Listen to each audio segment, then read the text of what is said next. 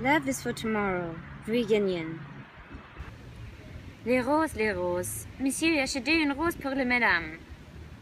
A bearded rose seller made his way around the different tables with no success before stopping in front of Antoine. The man's broad frame filled his whole field of vision as he tapped on Antoine's newspaper. The Guardian, the man said to Antoine in a Boston accent. Interesting article?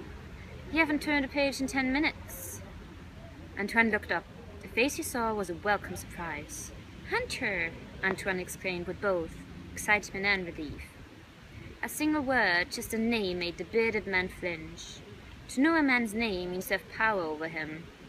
Antoine realized that Hunter stood there temporarily stunned, not recognizing him anymore. Then another word came from Antoine. ACE. Army Compartment and Element, the Delta Force. Sit, quick. Antoine could see that Hunter had a hard time processing what he'd said. He'd hoped the information would put him at ease, but now he had to anticipate Hunter's next move. Hunter's eyes glanced over the cutlery on the table. A knife, a fork, a spoon, all could be turned into deadly weapons in the right hand.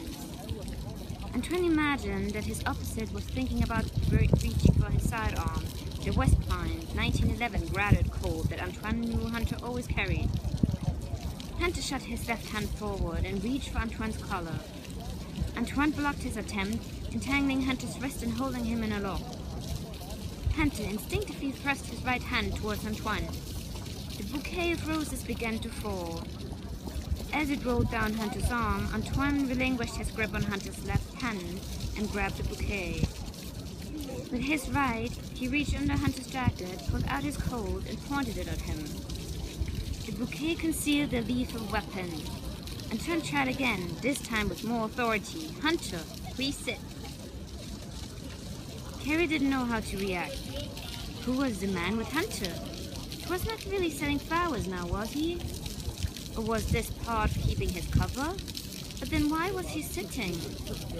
Did she hear his name being called? Where was Nigel? She had so many questions running across her mind.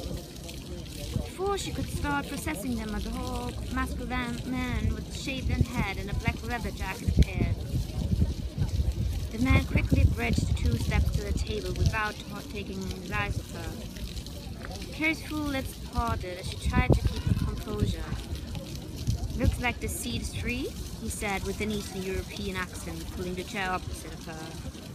The scent of strong aftershave greeted her. "Excuse me," she said, looking up at him. "The rain in Spain..." The man drew his head back at the sudden question and smirked. Kerrie tried to make sense of his expression. The bald giant opposite of her turned his head slightly and revealed what looked like a hearing aid of some kind in his right ear. "Listen, sweetie, I really don't have time for no fair lady."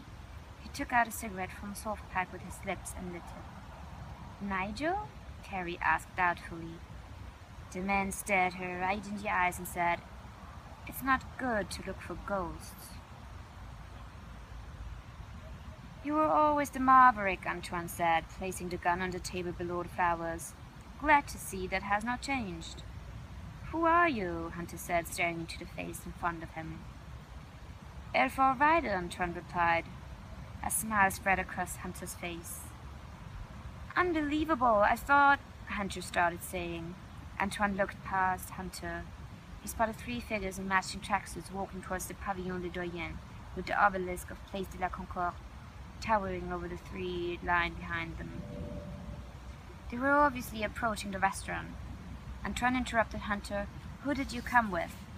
"Alone," Hunter said, then with a slight tilt of his head towards Kerrie. "And her."